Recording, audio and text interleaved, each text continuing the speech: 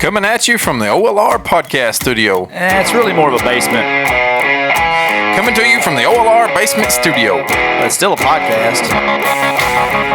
Coming to you from the podcast basement studio. Yeah, but you still need to say OLR. Coming to you from the OLR podcast basement studio. Oh, that's way too many words. Coming at you. That's not enough. You still need to say OLR. Let's just start. It's OLR.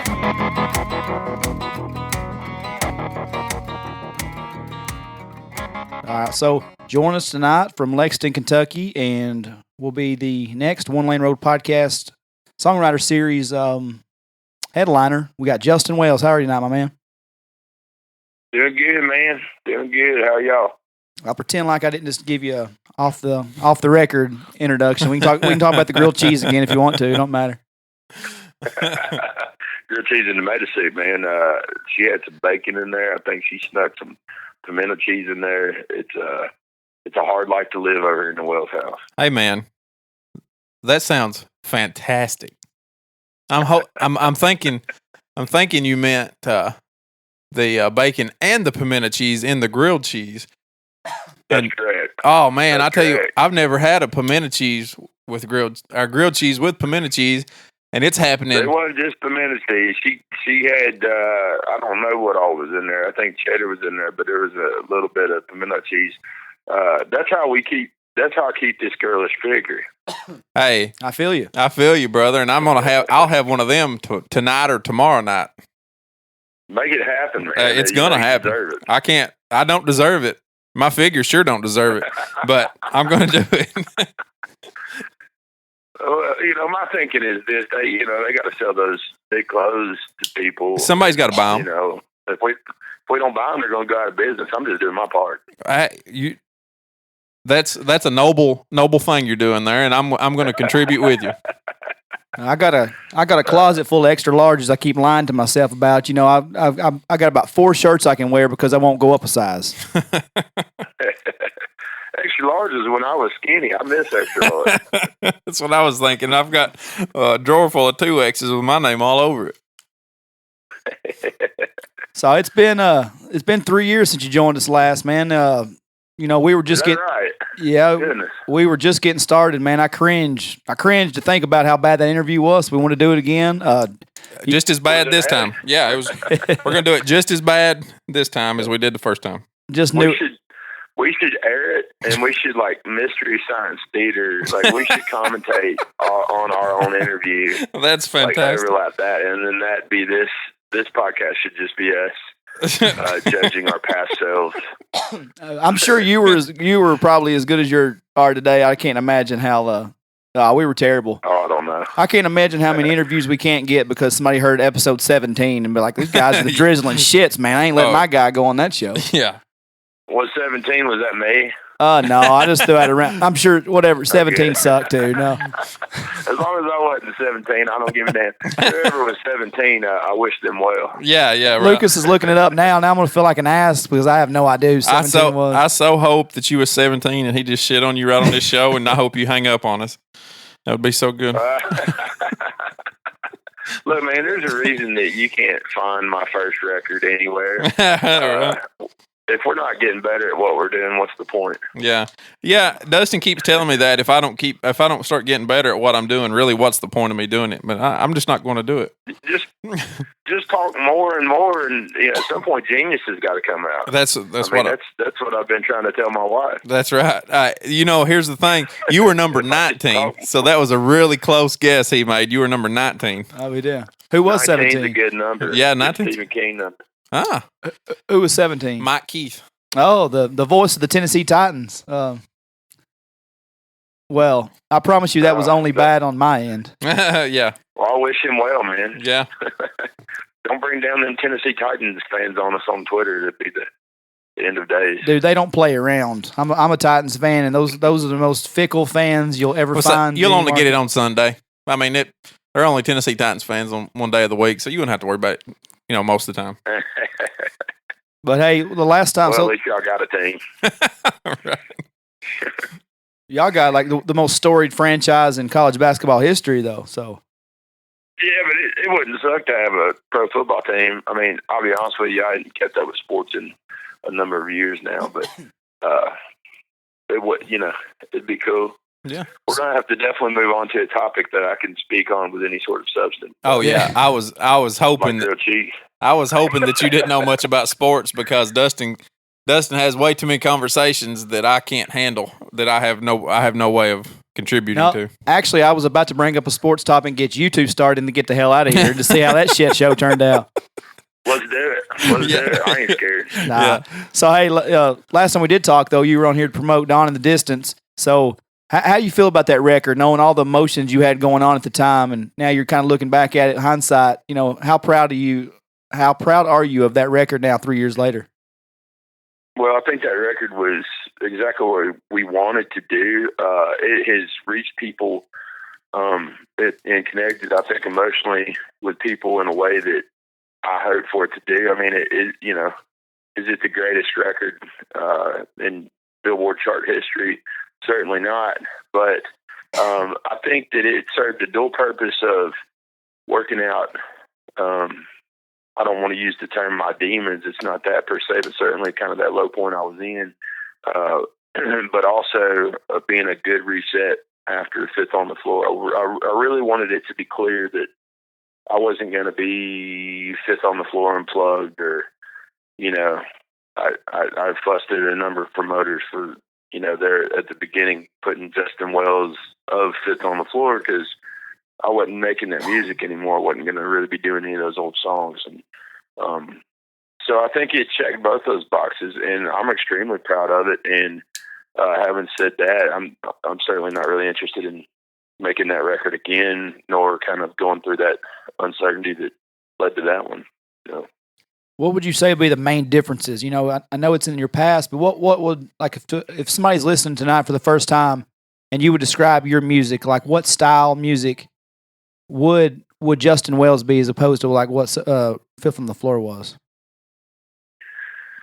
I saw it, man. I hate to kind of cop from like a iTunes review. I think it was iTunes more than Amazon, but somebody put, when they were reviewing my record, they said that, and it was kind of a better review than any of the like websites in some ways. It said, if Fifth on the Floor was the soundtrack to your rambling 20s, then Justin Wells is the soundtrack to your adult 30s.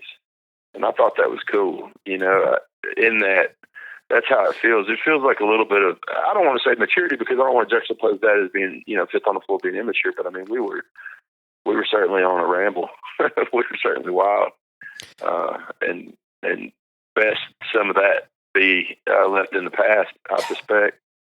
That's a very good way of describing it too, because the Highway Less Taken, that's one of my favorite songs that I listen to. It makes it into every playlist I make on my phone, and I'll listen to it all the time. I listen to it.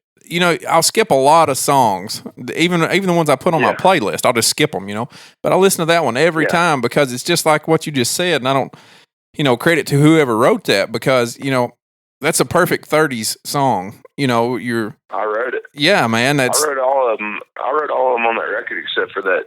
No, I mean Dire Straits cover, but that song specifically is about Fifth on the Floor, and really the bulk of that record is kind of about that band breaking. I mean, that was my band. Right. I was the primary writer and the lead singer, and it kind of happened a bit unexpectedly, and so that was kind of me working that out in a way, and trying to figure out if this was going to be my path. I felt like the rug had been pulled out from under me in a way, and had kids at that point. I had my twin girls and was married, and that raising in me wasn't going to let things sink too bad. Right. So I had to figure out, was it going to be on this path or was it going to be doing something normal with a paycheck? Yeah, man. And that's beautiful because that's kind of where I'm at. And I was actually meaning whoever wrote the comment, that was a, well written comment on their part. Yeah, my bad. No problem. Yeah, I agree, man. I wish I could give credit. I forget. Yeah. I certainly forget where that was. But I'll listen to that every time, and it just rings so many bells, because you in life, your 20s, like you say, they're, they just take a rambling shit on you sometimes, and then you get to that 29, 30, 31 mark, and you go, well, I better figure it out. I used to run around with this dude, also a guy named Justin. He's a high-end chef in the area now, but I think he told me like his grandma, I don't remember, some older woman who was a nurse said, you know, you can pretty much do whatever you want in your 20s, and, you know, within reason, it's not going to kill you. When you turn 30, you need to start watching it.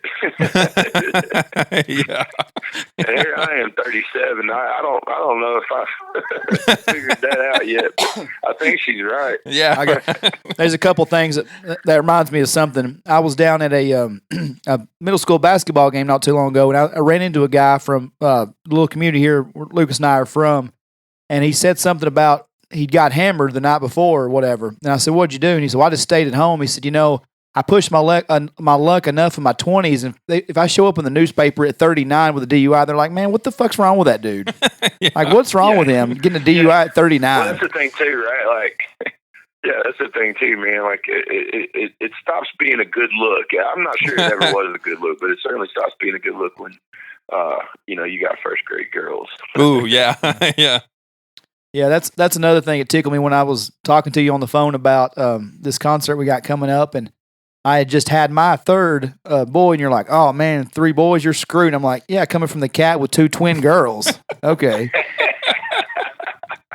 Yeah, well, they're a head taller than everybody in their class. I'm not too worried about it. I'm not too worried about it. I'm doing the same thing as I'm sure you're doing and raising with sense, and they can that's right. They'll make good decisions, and when they don't, they'll figure it out. Right.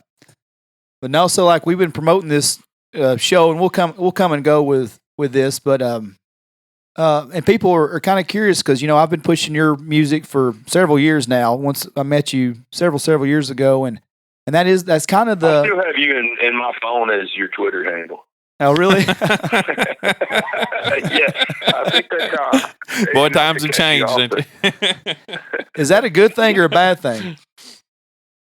I've got you in there as like Dustin Kennedy, but then like beside that, DRE or whatever Kennedy on Twitter. That's pretty. That's how it is, man. On the road, it'll be like, you know, what's Lucas' last name? Hickman. You know, it'd be like, I don't even know what color your hair is, man, but it'd be like Lucas Hickman, blonde dude, bar with red door, Yeah. Knoxville. That's funny.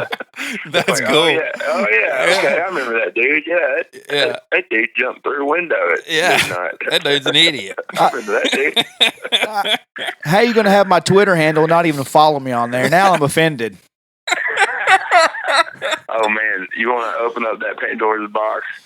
Oh man, No, I don't care. This is the generation we're in. People like you. Why don't you follow me on Instagram? I'm Yeah. like, I have to look at my phone I don't know who you are. You know, that is funny though, because we've seen each other at a couple shows, but it literally was like a Twitter conversation like the first 2 years before I actually like met you, because we won't rehash like everything, but just like for new listeners. Oh God. Well, just for new listeners, we were all way too wild at that Waylon's 75th birthday bash at the greenhouse. That's where I saw you initially. Yeah. And we've touched on that. I mean, it was you and Leroy Virgil, Sturgill, Whitey Morgan, Shooter, and Jamie. Yeah. For how much was it to get in there? It was free. It was free, and there was like 300 people there. Nobody would believe that lineup now. No, I mean, I bring it up. I used to bring it up a lot on the show. It's kind of died down now, but you know, at the time, I remember like Shooter saying, "Hey, like he was the only one advertised for the show," and you know, kind of rumblings that Jamie was going to be there. Then I just remember him saying, "We got a bunch of surprise guests." Then like all these cats rolled in. I'm like, man, who the hell's all these guys? Like almost pissed to start with, because I was like, I came this way because I mean, we live in the middle of nowhere. You know, and then I just remember being like, that guy's good. That guy's good. Then knowing what we know now. Oh yeah. And for like you said, 300 people for free. Got a line of flamethrowers on the stage. There's nobody that would believe that lineup now. You know, especially kind of acoustic like that. And I mean, Sturgill's I knew him because he's from Lexington. I was a fan of his previous thing, but his first record wasn't even out. That was a full year before High Top Mountain came out. Yeah, and I mean, Whitey wasn't drawing anywhere near what he's drawing. No. So I think it was actually a good time. Then I saw you at a Cody Canada show the next year. I think Ashes and Angels was about to come out because that's where I got the copy from you that you had in your truck. Remember that? I remember you telling me about it. Yeah, I bought it with a shot of whiskey, if that tells you anything. So, okay. So all debts are cleared. Yeah. So, but anyway, it was a while before, I seen you at a Shooter show for CMA Fest. That's when we hung out that time. But so I really didn't know. Like, I've been pushing your music in this area for a while, but I really didn't have a good description because it's kind of rock and it's kind of country. So that's really why I asked, because when I've been promoting this concert, it's something on your website where it says like rock roots or roots rock or whatever. I mean, I don't even know what the hell that means. But it sounds cool. I don't think I wrote that either. Yeah, well, as as an artist, that's something I take pride in. I'm glad that it's hard on you to put me in a box, but in terms of anybody ever trying to market me, it's caused a bit of a difficulty, and it's probably not really good for the paycheck, but so it is, man.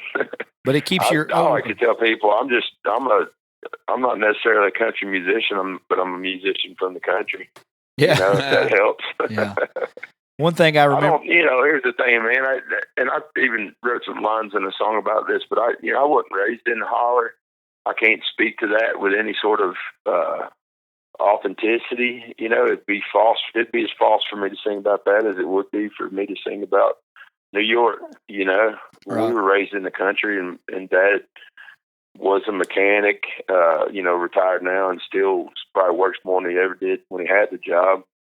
But we're country folk and we're poor folk and all that, but I wasn't farming. I'd work on my buddy's farm, but I just can't sing about all that. I think I do think it's about working people.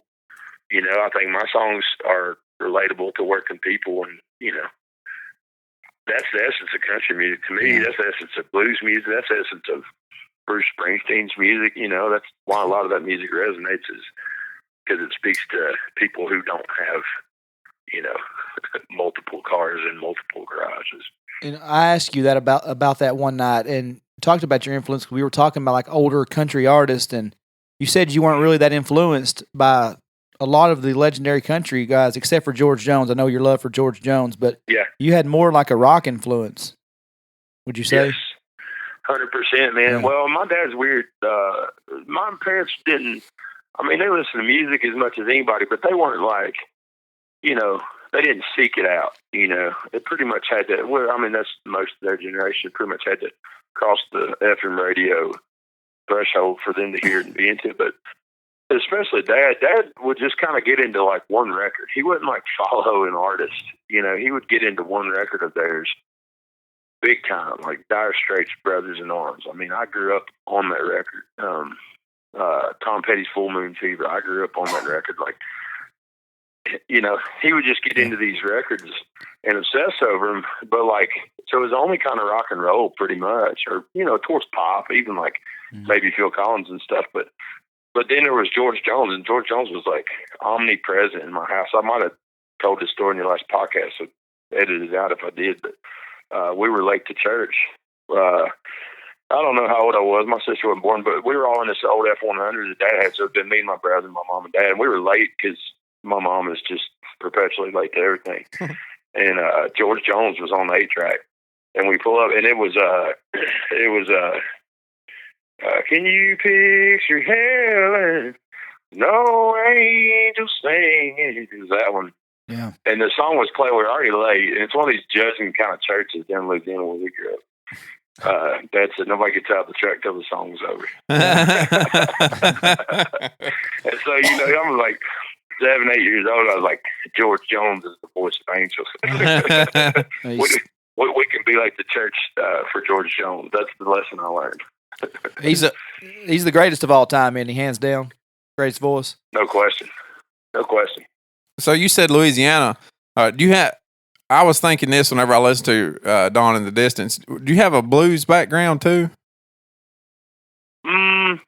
I think I would have in another life, yeah, because I think that that resonates with me, really, frankly, even more than country music, man. Right. I really do. I mean, maybe that's the Louisiana.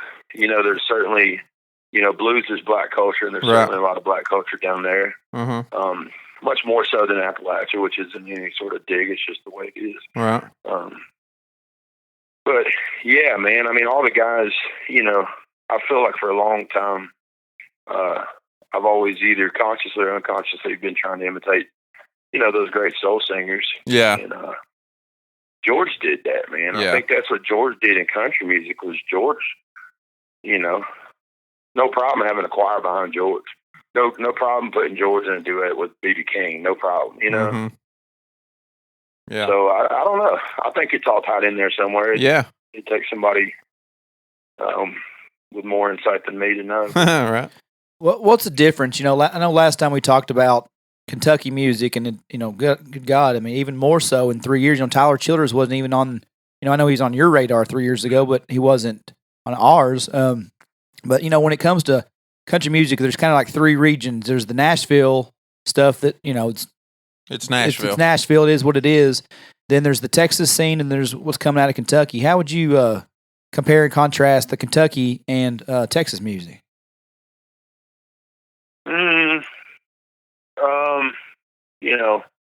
That's a little. I'm a little hesitant to say because I got friends in all those scenes. I mean, I know where my heart lies, and I know what I'm interested in. Yeah. I will say that, and just speaking sonically, if you're just trying to draw, if you're just trying to find a common thread between somebody like Tyler Sturgill and me and some of these other cats, I think that there's kind of a bit of an anger, honestly, that comes out of Kentucky. And, economically, that kind of makes sense. Nashville's a economically fine place. Texas has always done well. And meanwhile, Appalachia is constantly shit upon by government and kind of forgotten. I mean, I've certainly seen it described as the last forgotten spot in the U.S. I think that might be part of it. Again, I'm not from Appalachia, so I can't claim that necessarily, but I just think that there's a lot higher bar in Kentucky. No offense to Tennessee or Texas or any of that, but I think that the tolerance for a lot of bullshit is maybe a little lower. I'm not really sure though, man. That's the only thing that I've been able to track is there seems to have to be a little more truthfulness than performance. Yeah. A lot of guys from other scenes, I'm not even saying specifically Tennessee or Texas, but it's about, well, you need to have more upbeat numbers. You need to have a cover here, and this kind of like design. I don't think there's really a design here. I mean, Sturgill don't sound like Tyler, and they don't sound like me, and I don't sound like Stapleton, and so on. I just that was more just me being curious because Kentucky's probably it overall. If you put the artists together, Kentucky's my favorite. Nashville's not even. I mean, Nashville's not even on the radio. Not even on the radar to me. Yeah. Because I don't. It's just I'm not going to harp on radio right now. What does Nashville even mean? What does Nashville even mean? Yeah, exactly. Sturgill made those records in Nashville with Nashville guys, somewhat, but I mean that ain't Nashville music. No, that was more. That was more a location, like in a studio. It's not anything to do with the actual scene. He wouldn't. I never heard Sturgill talk about a bonfire with moonshine under his seat. So. Yeah, that's kind of what I'm getting at. Is I think Nashville kind of lacks identity, and I think Texas has an identity. Yeah, I just think in general Texas music, to my ears, they seem a little happier, and they probably are. yeah, and so get some of that economy out this way. 2 or 3 of my favorite artists are in that red dirt scene, and that's kind of just what I was. I guess it's just more curiosity trying to find the differences. But you're right; it's more like a. But even some of the Texas stuff, and not to, it can kind of blend together as well, I guess, is what I was. Some of it can. Yeah. So. Well, there's good and bad art everywhere, and certainly that's subjective, but I think also we know a turd when it's a turd. Yeah. Oh, yeah. So what are you listening to like right now when you're on the road and you have some downtime? What do you listen to? It's probably all over the place. It's probably all over the place. More recently, we've worn his name out already, but that Sturgill rock record certainly got as close to Sunday Valley as anything he's done, with the exception of maybe a couple of tracks on Meta Modern, and that's real exciting. That's just a great rock and roll record. I hope it gets that kind of recognition from that community. Bon Iver, kind of a weird out there, like white boy D'Angelo, process vocals thing I'm real into. I don't know.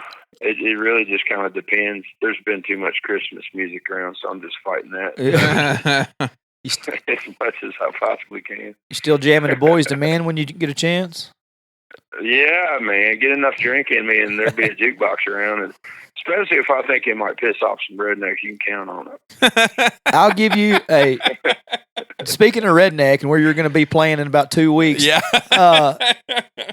I'll give you Dude, look, No, I'll tell you where I'm from, buddy. I ain't worried about that. Yeah. I'll give you 50. Wait, you walk in 6'7", 300 pounds, ain't nobody gonna give a damn what you said anyway. 300 pounds, I wish. Well, a long time ago. I'll give you 50 more bucks to sing "I'll Make Love to You" out of nowhere. That was Boys to Men. Like directly to you. Yeah, that's what he meant. That's what he meant. Eye to eye, looking at him. That shit turned sideways real quick, didn't it? Yeah, I'm gonna have to talk to somebody. That fee is not nominal. Yeah. I probably should have thought that question out a little more before I thought. But I just think that'd be. Parents, if you're listening, this is the part where you're gonna want to send the kids to bed. You want to go ahead and change the channel for a minute. I just think it'd be hilarious. You got this big rocker from Kentucky that's going to come down and play all these songs, and I mean, just some of them were in the middle, throw a curveball and throw a Boys to Men song in there. I mean, I try to throw curveballs. I don't know if Boys to Men will be one of them. I appreciate it, man. Good old. We'll see. Fry Davis will come over there with that high part. I don't know. We might need somebody to hit it. Yeah, he's excited to play with you, man. Like he kept mentioning that. Like when I told him that I had you coming later on, and usually I don't book one show at a time, so I kind of like stress myself out a little bit ticket wise when I booked two shows. But I was talking to him. I was talking to his wife Brandy. And they're like, man, we love Justin. Like we see him at places, but we never get to play the same shows. And you kind of said the same thing. So that'd be cool to have two guys. I've only met him once, but he'd shown up to a song swap that I was doing down in Franklin, Kentucky, and I guess there's 2 or 3 songwriters from that area, from like the Bowling Green area or whatever, that were there. And kind of at the end of the night, the show ended, and I was about to point home, and a couple of them started passing guitar around, so I got to hear Rye. Rye stands out. He's a big old dude too. So, I was like, "Are you bouncing or singing?" Yeah, I had to stand up. I mean, I'm not a small guy myself, but I definitely had to stand on tippy toes to get the microphone out of the holder last time. Y'all should be fine on that. Y'all played now when we was putting your description for this show. You've played with everybody, man. Like you've played on the same show with like Stapleton, Sturgill, Childers, Chris Knight, Shooter, Blackberry Smoke, Whitey. Just so many big names, man. Like, is anything stand out more than others, or who's on your list left to play with? Like, who's some big names that you would admire that you hadn't played with yet? I don't know, man. I mean, certainly it must be pretty amazing to play with Willie Nelson. Yeah. I don't know. It's the funny thing, man. I started meeting people, and a lot of the people that you named, I mean, several of them have opened up for me, exactly, which is probably dating me in this music a little bit. But a lot of those guys, like I'm sure you too, I got into Shooter and was into his music, and especially what he was doing. I mean, like, let me take a quick side second to point out that you can trace almost every act you just listed. You can trace the Shooter Jennings hand being in it somehow. Exactly. He had a hand in, Sturgill Simpson meeting Dave Cobb, who indirectly, led to Tyler. And I just think that fans and listeners probably owe more to Shooter Jennings than they know. And if the dude wasn't a great guy, I wouldn't have said any of that. But he's a good dude. Yeah. He's like he made this is just kind of. Go ahead. No, I'm just going to say he made kind of an effort around that like 2011, 2012 years. That's when you kind of got involved with him, and we've pointed that out on the show. Yeah, and we've pointed that out on the show a few times. Like all these guys that I've met through him, like we've never, of course, Shooter's not been on the show, but like so many guests that we've had or guys that we talk about and promote on here is, like you just said, 100% because of the efforts of Shooter Jennings getting these names out here. That's right, man. That's right, and pretty selfless. I mean, I asked him to, we were all drinking. He was doing a video shoot, and we were in the drinks, and Put on the Floor is about to make the next, our next record, and I asked him to produce it, kind of thinking if we just put produced by Shooter Jennings on there, like, yeah, that would be worth it enough, and don't really care if he shows up, kind of thing. We already had the songs, in my ignorance, and also thinking the next day, oh, he's drunk, he ain't gonna do it. And it was about a day or two later, he said, well, send me demos. Let's get to work. Well, I'm like, well, hell yeah. And that was the first record he ever produced that wasn't his own. And man, which I'm, considering that the dude's knocking down Grammys now, yeah, producing records, I'm pretty excited about that. Now he's all over the place, like Brandy Carlisle, Tanya Tucker, Marilyn Manson. I mean, dude, he's killing it right now. All over. Yeah, and that new Marilyn Manson, I've heard a little bit of that. That's pretty righteous, man. Yeah, I've always laughed at the story. We were backstage at the Shed, and I was talking about the Black Ribbons album, how I didn't like it initially. I'm not saying didn't like it. It just I didn't realize that's the album he was putting out after the 3 country albums. And that's when he was doing the Giorgio like disco tribute, whatever. And he goes, "Oh yeah, you thought Black Ribbons was wild?" He's like, "I got Manson doing a disco record with me." And I think that was the song "Cat People." Yeah, dude, it's a Bowie tune. Yeah. So yeah, man, Black Ribbons is my favorite Shooter album, and I think about a lot of the artists that you're talking about. What I'm drawn to, and what I hope to do. I think I've done that in my career, but I am continuing to do is, these guys are not in a box. Yeah. They're not really interested in remaking the same thing over and over. That's where I am. If you did it right the first time, you shouldn't have to keep doing it. And you can still do that and walk the line with not throwing, okay, well, here's going to be my hip-hop album. I don't think my fans are going to accept that from me because I can't rap. But but if I could and I wanted to, I'd probably make a hip-hop record. I'm disappointed that any man that plays NBA Jam on the arcade game can't rap a little bit. I know you got some regulators probably in your Look, dude, I got some regulators. Yeah. Like, don't play. But. Yeah. Get me and my dude Adam Lee when somebody else is driving and we got the aux cord. I mean, there's going to be some 90s hip-hop. There's going to be something produced by Dre in there. We did back several months ago, we did a 90s rap bracket on here. So nice. What would be your 90s rap song, be all end all, if you had to do a bracket? A bracket? What do you mean I got to do a bracket? So I got to pick a whole 64 songs? Oh yeah, it was like straight up March Madness shit. Yeah. It was just cut it down to who would make it to the top of your list. Yeah, who's the winner? I don't give a damn about your 63. Who's your winner of the 90s rap bracket? My winner? Yeah. Oh man, dude. For me, oh man. Come on, dude. California Love. Yeah, that was it, man. That's who won. Yeah. Was that y'all's winner? That was the winner. Oh, I mean, it kind of has to be, dude. Really? It kind of has to be. Yeah. Yeah. And don't even talk about that, Mad Max music video, but, yeah. I don't know. Dre ruled on there, but, here comes Tupac. Yeah. Adam Bell, fresh out of jail. There's the GOAT, man. Yeah, he really was. I mean, and just, I was 13-year-old, had my first set of weights blasting California Love in the middle of nowhere, small town farm, Tennessee. And right now, I would still do it 20 some odd years later. Yeah, I never saw my dad more disgusted at me as a teenager than going around the house rapping nothing but a G thing at 10 years old.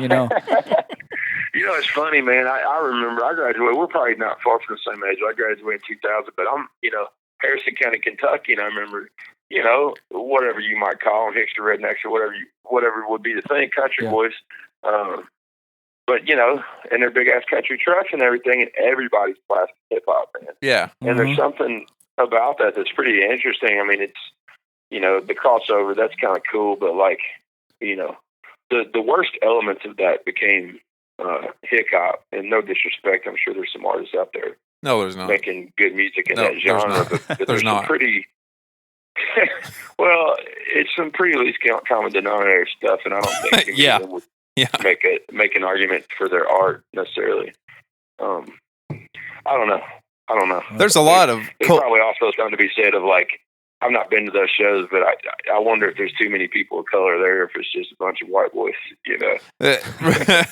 Right. That culturally there's a lot of crossover between that 90s rap and that, backwoods, hick or hillbilly. Well, I think that's cool. It really cool. is. That was good. And this is something I've said, kind of speaking to that topic. I've listened to, I'm sure you already hip to that guy, Yellow Wolf. Yeah. That dude does some rad stuff, man. Yeah, that's not cool. Bad. Mm-hmm. That dude's making good music. I just don't think, hey, what if we did, what these black guys were doing, but we're singing about dipping? Like, I don't know, man. maybe we should try a little harder than dipping. Yeah. Let's swing a little bit higher on the next pitch if you don't. I don't know. Teach his own. Yeah. Teach his own. I certainly ain't trying to make no backwoods mafia enemies or whatever. But the thing is, I mean, man, we live here. We graduated with 21 and 22 people, and we're right in the middle of like we can 100% relate to all the pop country songs that are written like, some of our favorite things. There's nothing to do here. So we do get beers and ride around on back roads and, when you're younger. Yeah, and you I love it, man. And you get the good-looking girl to ride around with you. But, dude, like, if you got a 12-song album. You can listen to good music while you're doing that. Yeah. I mean, my thing is, if they want to put out that record, does all 12 songs have to sound the same? Like, you can't have a something you wrote that has a little feeling, like 2 or 3 tracks at least? I don't know. I went. You're talking about those crowds. Darwin will have been right, and that the bad elements of any music will just die off. Yeah. Lucas made a good point on here once before. He said these guys, like, I'm not going to name artists, but a lot of the guys that are our age, like we just talked about, we grew up with rap and on our rap CDs and everything. But like, so he was like, well, you gotta think that's the generation they grew up in. So that's what they know. I'm like, no, you can't say that because we're the same age and we're not. Like, if I wrote a country song, I'd like to think I wouldn't be rolling my window down and cruising. Yeah. Baby's not a song. I don't know what that means. Say. Yeah. It's hard to say, man. I don't know. I don't really get it, man. Sometimes I just think that, and this isn't just music. This is probably anything that is consumed in a mainstream way. But a lot of that is just pulling the wool over the listener or the voter or whatever. They're kind of being sold a pack of lies a lot of times. And I don't know, to spin this positive. Yeah.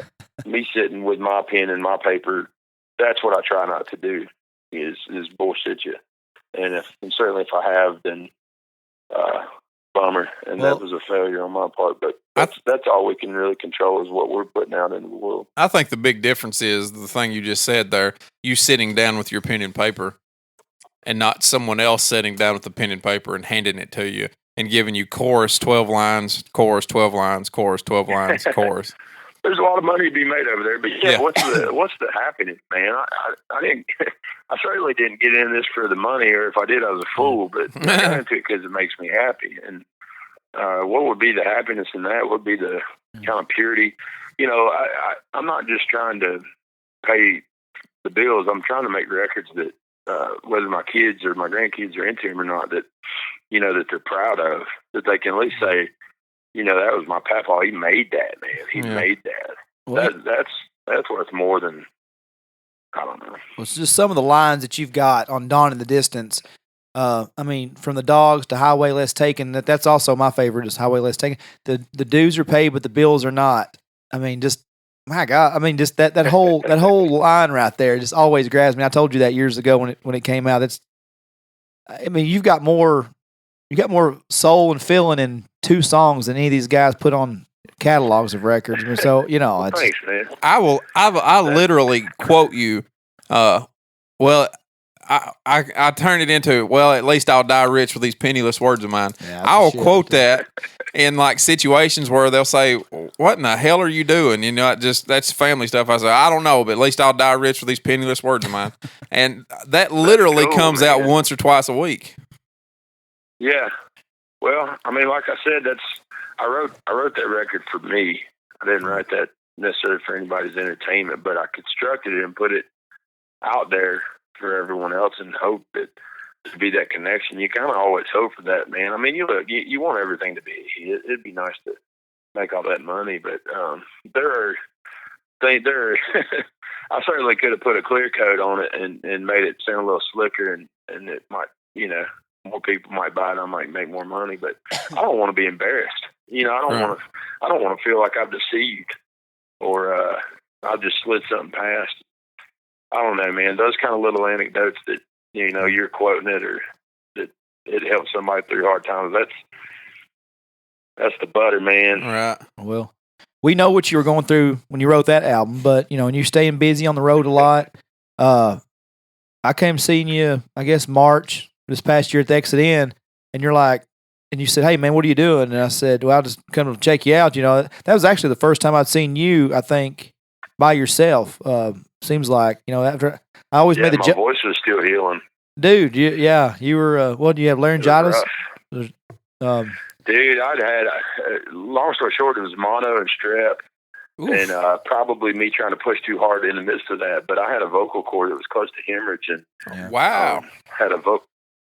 Yeah, that's the kind of a lot of singers have dealt with that, and they can afford to take months off the road. And I wish I could have, but they told me if that cord ruptured, I might not sing again. Yeah, that's a hell of a problem for a singer. Well, Yeah, I don't really. I got a big old hole in my resume. I don't really have any other marketable skills. I hear you. But you got through the show that night. But when we were talking afterwards, you're like, "Man, are you here to check out the band?" I was like, "Dude, I literally one person in this whole bar. And that's you. I have no idea who's even headlining this thing tonight." And so we went out to listen to your album. Like you said, you just finished the new record that day. So we got to hear about 2 or 3 tracks that you were pretty proud of. And so just to give a spoiler, a little bit of an update to everybody, this is going to be a completely different record pretty much as far as tone and mood, right? A little happier record. Yeah. That's what I've been telling people, that last record was kind of me in a valley, and this is me on top of the world, honestly. And we started working on my new record May of last year, and we've been done. We were done that day, I told you. Yeah. And then we've been done 3 or 4 times since then. I got you. So we're done. So do you have we're done. You have a tentative date or? No. Okay. No, I don't. Okay. I got you. Not this year. That's a safe Got bet. 3 weeks left of this year. It's a safe bet it won't come out this year, although it is tempting to just surprise drop it like Mark and the Moon Pies, but no. Yeah, that was a lot of people saying that was the country album of the year. Where would you put it? Hands down. Yeah. Hands down, and those are good dudes. I've become buds with those dudes and played a show with them, and that's hands down my favorite country record this year, no question. And that says something because unless you count that Springsteen record as a country record, which I would. No, but I mean, you looking like a 2-month span, really. Like you had Childers released his new one, and then Cody Jinks put out the 2 back-to-back albums, October 11th and October 18th. Kendall Marvel had a hell of an album. Chris Knight had his first album in 7 years. Check that out. Kendall's. I've been hearing a lot about that record, and we got some mutual friends. I need to check that out. Yeah, I downloaded it, man. It was it's really solid. Hard Time with the Truth it's a hell of a tune. I don't know a lot about him. I catch his name, and he plays those honky tonk experiences at Exit Inn. He's got a residency there. Who did y'all say? Kendall Marvel. Kendall Marvel. I've never heard that. Yeah. Name. He wrote for he's got songs for Jamie and Stapleton and everybody, and so he finally. Yeah. I think his first record was like 2017. Then this is his second. But yeah, all that was in just a short period of time. I'm still trying to catch up. Chris Knight's, man, you can't put out a bad Chris Knight album either. So. Hey, Chris, man, that's kind of been my go-to when people are like, Justin, it's been a few years between records. Yeah. I said, look, man, Chris Knight will go like 8 years between records. I think I'm still on schedule. Yeah. And I don't feel like we just need to be saying something for nothing. Exactly. Put it that way, it makes sense. Yeah, and I loved Chris Knight's shot back to everybody that was asking. He's like, well, hell, I'm married and got kids in college, kids in high school. I farm, I work. It ain't like I've just been sitting on my ass for 7 years. I love Chris, man. He acts positively put out by fans. Yeah, absolutely put out. That's perfect. He's kind of mini stardom or whatever you want to call it. Because Chris is so, you talk about the Kentucky thing. Chris was doing that, decades before. Yeah, oh, absolutely. He was the first touring artist I ever played with back 11 years ago. I think that first album. He was on it then. Yeah. I think that first album came out, like the It Ain't Easy Being Me album came out like in 98 or something like that. I mean, this is. Yeah, man. I mean, and those just like amazing songs. Yeah. Just like amazing songs. I mean, yeah. It's just kind of like the perfect country story. Like, I think he's just put out by the whole thing. Yeah. I think he just wants to make the right songs. Yeah. He's, You need to leave him the hell alone. Yeah, just don't bother him. No. Yeah.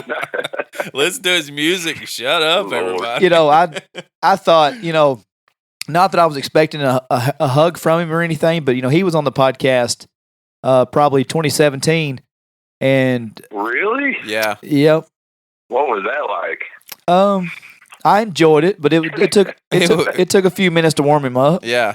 Yeah. I really, I keep bringing this up, but I kind of embarrassed myself on it because, he's Chris Knight, to us, he was royalty. And when we were in college, and, That's right. And then he was telling us about his job. Like he drives around and inspects stuff. And, he was telling us that story. I said, wow, that's a strange dichotomy there. What's it like going from superstardom to driving around and by yourself and just, inspecting stuff? He goes, no, I really like my job. And that was it. That's all he gave me. That's all he gave me. And I was like, okay, cool. I love it, dude. Back to you, Dustin. I was and on the same thing there. I said, well, man, listen, I know John Prine and Steve Earle were like two of your big influences. What was it about their music that kind of motivated you? And he goes, about a 15-second pause. He went, I just really like their music. And that was it. Man, I love it, dude. Nah. That is a pure artist. He's still one of my probably top 10 in that genre. It's just stuff that speaks to us. But after we interviewed him, I saw him at this place called Cumberland Caverns, like a underground cave here in Tennessee. So I walk up to him after the show and I'm like, "Hey man, I'm Dustin." I said, "You probably don't remember it, but I interviewed you last year. I really appreciate you coming on."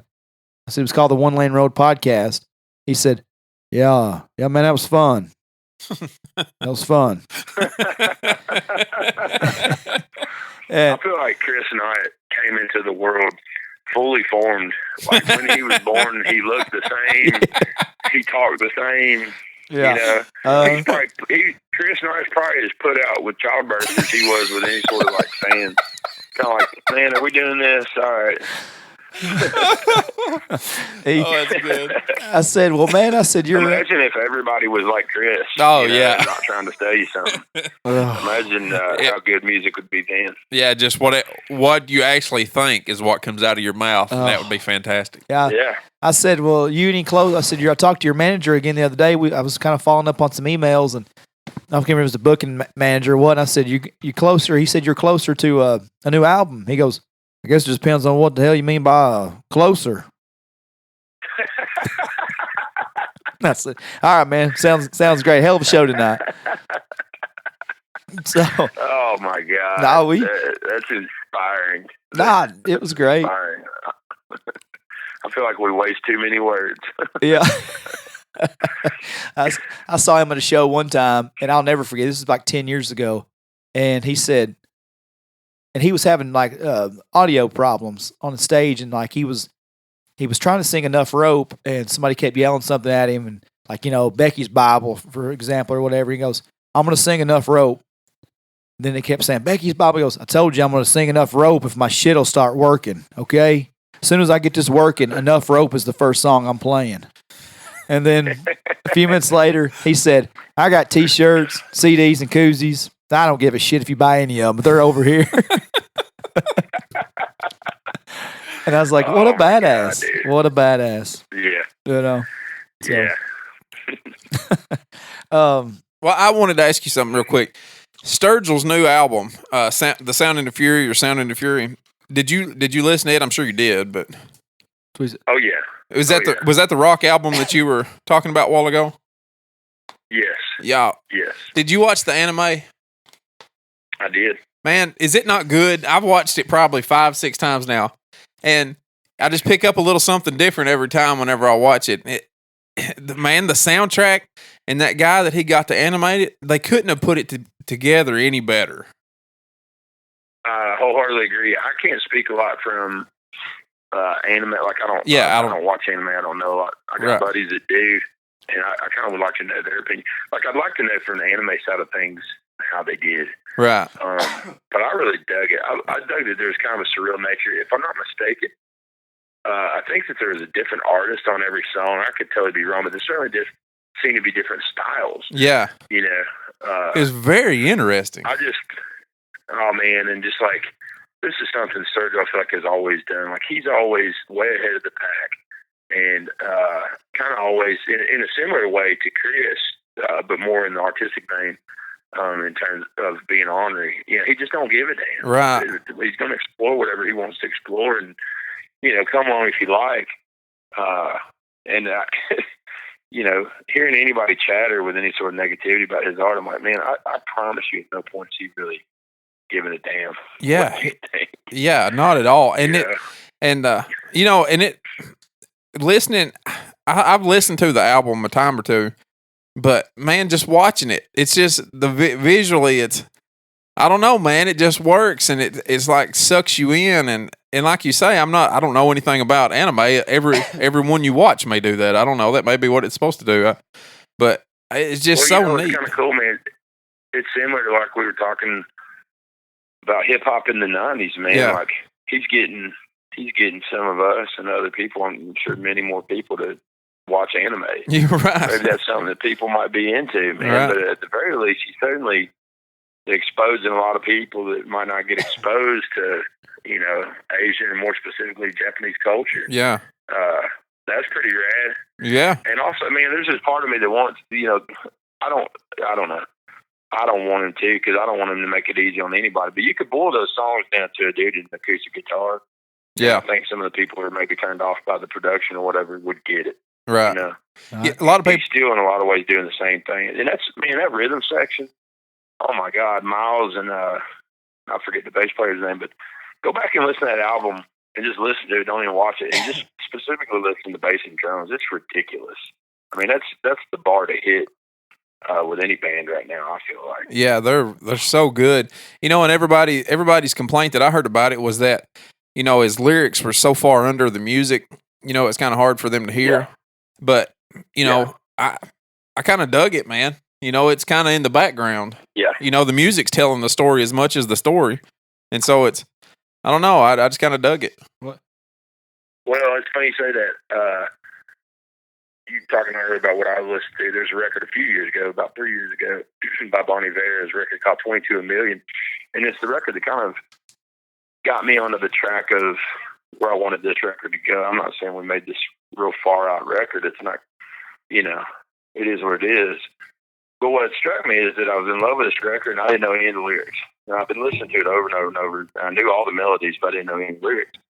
And, we spent plenty of time in the whatever country, underground, all American, whatever, where everything was kind of like Sad Bastard, singer-songwriter. Yeah. Knowing every lyric, but I mean, the lyrics don't always have to matter. You know, how many songs did you sing growing up and you always sang and you were singing, found out you were singing the wrong lyric? Oh, all You of know, them. I still do. Yeah. That's not all that's to a song. That's just a skeleton. Yeah. You know, there needs to be some muscle. There needs to be other things. So I think, not to be speaking for Sturgill, but bury the vocals in the mix. They don't, you know.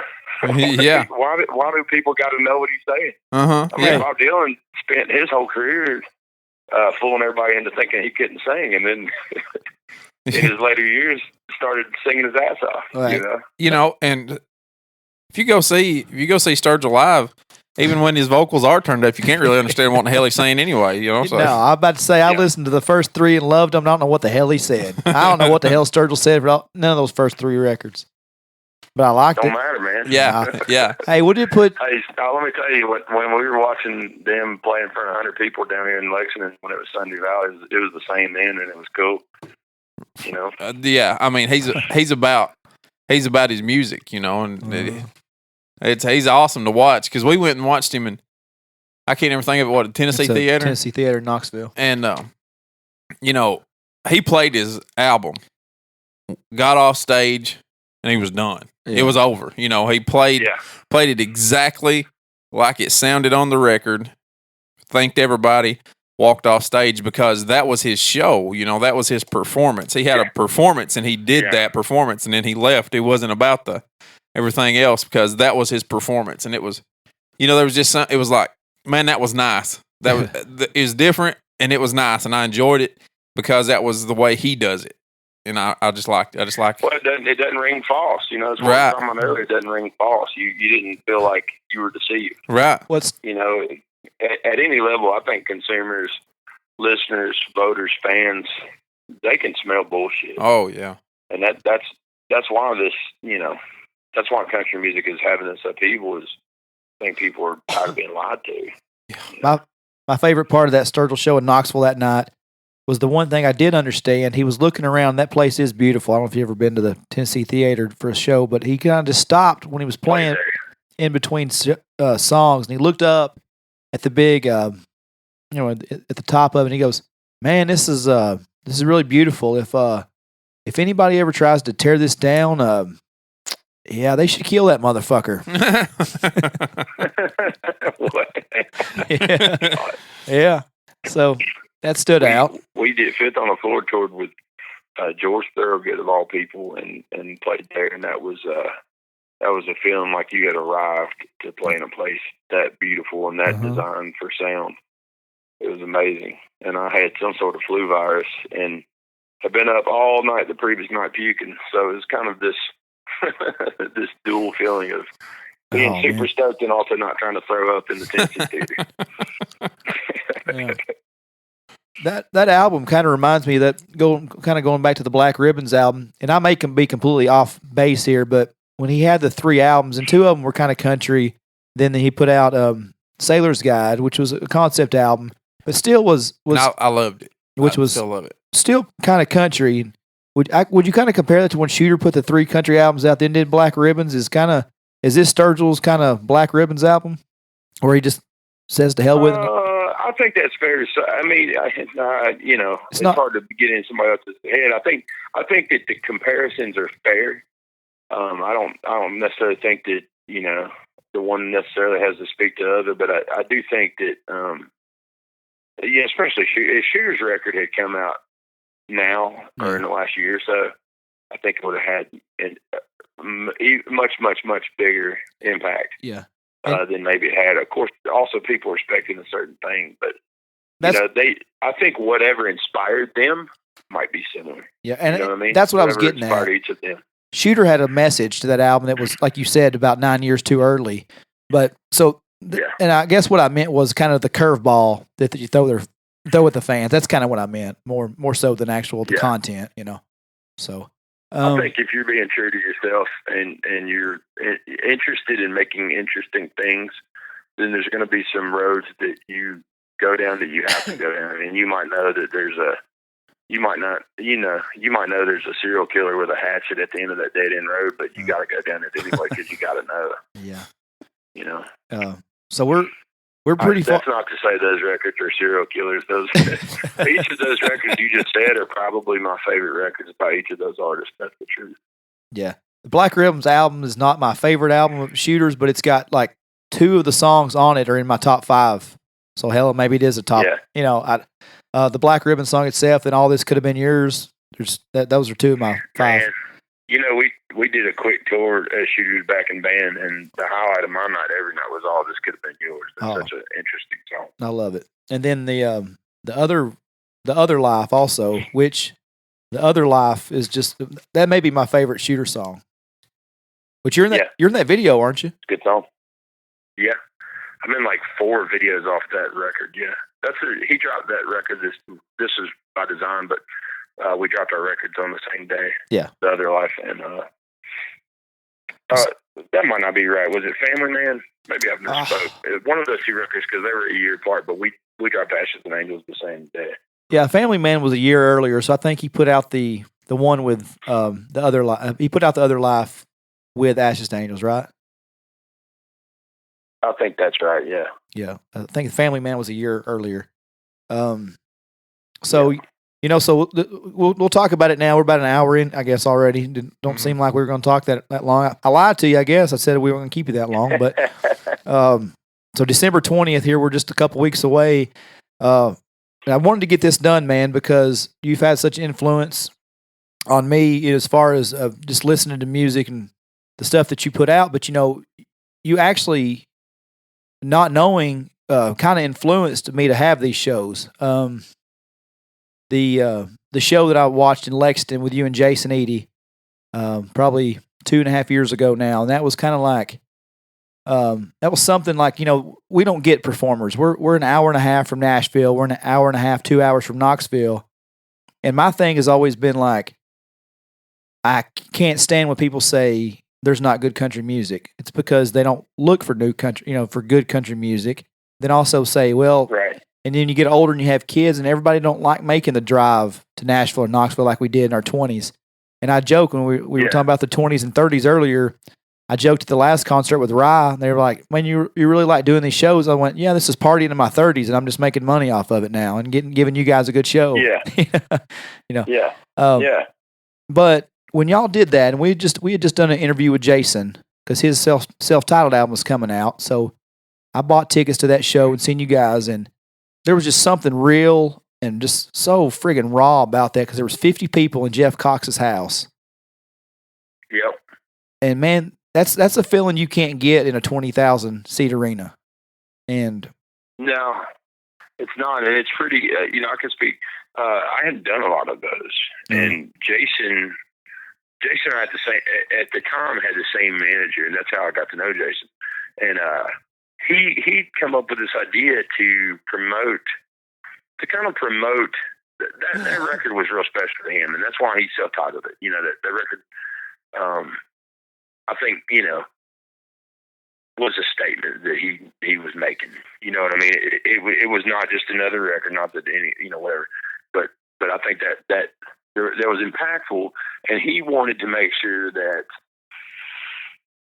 folks got those songs kind of before they went out and did the band and production and all that thing. Anyway, he promoted that record by doing like a couple of tours of house shows, man. Yeah. And, this is the dude that sells tickets.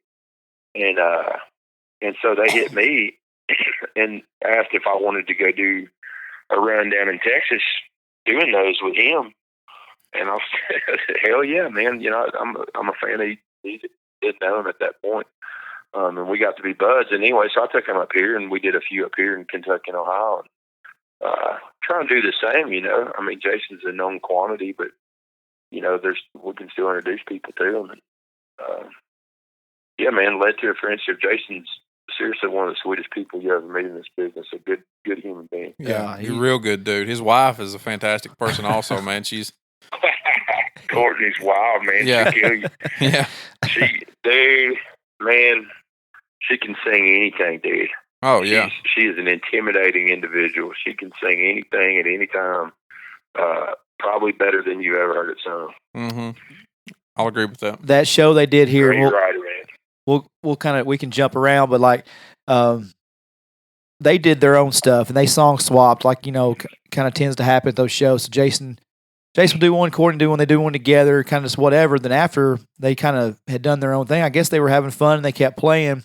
But she did like what? She did Stevie Nicks. Yeah. And then she did some Judds. Man, you play the Judds, you're winning everything in my book, Yeah. So She was She so rolls good. so hard, man. Yeah. Yeah. And in She's those a hell of a pipes, cook, man. too. Yeah. And then she, so personable. She just, she just remembers stories, and she was talking to everybody, and she was relating to everybody, and then like the people she had talked to prior to the show, and then they sung for a long time. yeah. And then after all that performance, she was still remembering those stories from before, and like picking up the conversation where they'd left off. It's like, wow, holy crap. She's. Those are real people, man. Yeah. They're a power couple. I'll put it in they're perspective. My friend Don talked to her. He's a doctor up in Johnson City, Tennessee, Bristol area, and he went. That was in March, and they played Rhythm and Brews Festival in September. And he bought a ticket to go see them. And she comes up to him, and is like, "Dr. Don, what's up?" I mean, people don't do that. Yeah, I suspect Courtney don't drink that much. I don't see how she remembers things. Yeah, she told me she had me in her phone under my Twitter handle. So Who does that? What an asshole. That's funny. But no, man, it was something about that show that I thought, man, if I could ever package that, and it's kind of unheard of because Lexington's a big city. Like, y'all were doing this in big runs, and for me to bring it, and for me and Lucas to bring this to this area,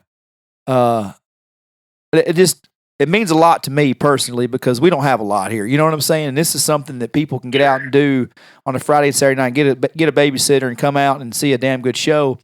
And I still laugh because, of course, I know you were just joking when you said this, but I remember, and I rubbed it in your face there at Lexington, busting your balls about it.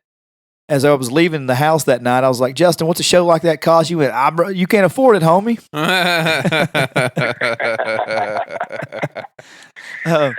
And I didn't know. That sounds about right. Well, I know you were just kidding, but I left there not having a clue. And then we did one with a dude named Andrew Pope. Yeah, I know of him. I've talked to him on Twitter. Yeah, good. I know he runs around with Shooter too. Yeah, a good dude, and he came and done our first show in January. Then, of course, Jason and Courtney. And I kept telling my wife, and I kept telling Lucas, I said, which is like my podcast wife here. I said, I do the cooking. Yeah. Yeah. Cue the boys to men right here. Oh, me, love to. I'm the one that claims to have a headache at bedtime. Yeah. But I just said, man, it's not complete because the influence of the show was Jason and Justin. I said, I've got to get Justin down here, so I'm glad. And it kind of worked out in our favor because when I came seeing you at the XN, you said that after Jason and Courtney left us, they played Newport, and you went and seen them. So it was kind of fresh, on their minds, I guess. Yeah, we stayed up. They closed the doors, and there was me and Courtney and Jason and one of my best friends, Adam Lee, passed around a guitar. And there might have been a few fans in there too, but we passed around a guitar, and they let us drink whiskey in there for at least another 2 or 3 hours. I think Courtney had to fly home the next day, and she's like, never again. She had like a red eye. Oof. I think she was struggling. We got after it that night. All right, man. Well, so what anything you want to say to everybody that'll be down? I mean, like I said, we don't know how many. I don't know the number just yet of what we'll have. Yeah. My goal is always to keep these somewhat intimate, and not necessarily the cap of 50.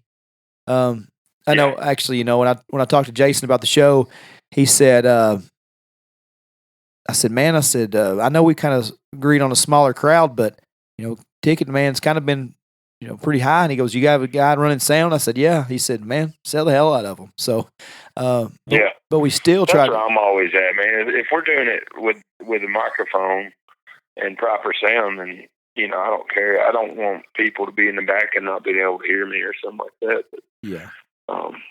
No, I ain't got nothing to say to those people other than thank you. Thanks for any interest whatsoever, whether they've heard of me or not. Thanks for spending time with me. And if you're not a fan, you'll leave a fan. I suspect either a fan of my music or a fan of my bullshit. Yeah. I think a lot of people's looking forward to it. Though, when I said you couldn't afford it, though, unless I'm wrong.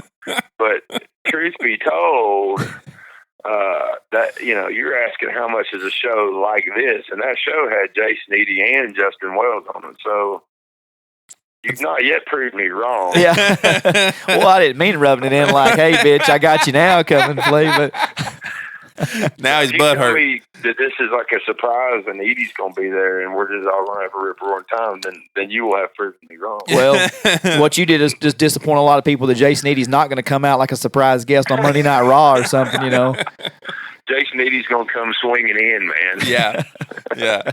He'll be in his other persona, his luchador persona. We're going to try to plan that, man.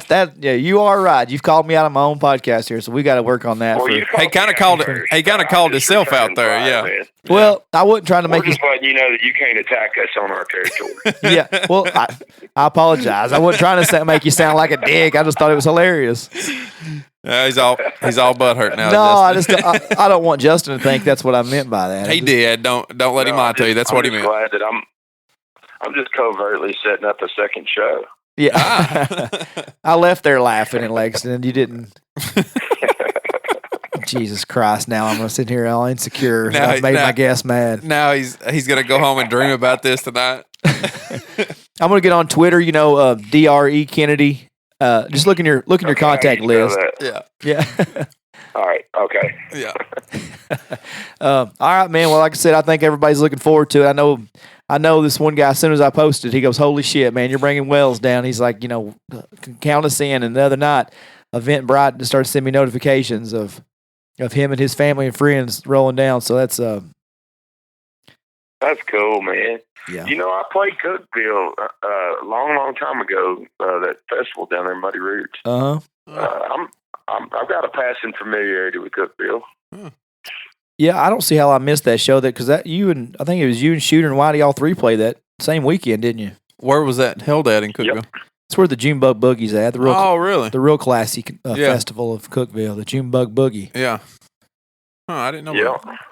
You don't know nothing about that Junebug Boogie. That would have been like 2013, maybe 14. Yeah. Probably 13. It was 13. Yeah. I had just left Cookville. I lived in Cookville for 11 years, and I've moved that spring and moved back down here where we are now. So, yeah, I was head deep in a job at that point. Hey, Justin, we appreciate you coming on, giving us an hour and 15 minutes of your time here, like Dustin said. Is that how long? Yeah. When are we getting paid for this? George. It'll be in the mail. You just keep waiting on it. I can't afford it, man. Check it every day. When we get paid for this? and all due apologies to episode number 17. Yeah. Sorry, Mike Keith. We shit on you a little bit. Didn't mean to. We appreciate you so much for coming on here, and it's I'm a broken record, and apparently I'm skipping right now too. But it's so much fun whenever the person you're interviewing is so personable. So we really appreciate that too. Oh man, thanks for y'all's time. I'm looking forward to the show. We are too, buddy. Anything else, DK? No, I'll holler at you here soon about all the details about when you come in and everything, or just hang out after we get done here. I'll talk to you for a second. Yeah. All right, Justin. We appreciate it, everybody. That was Justin Wells.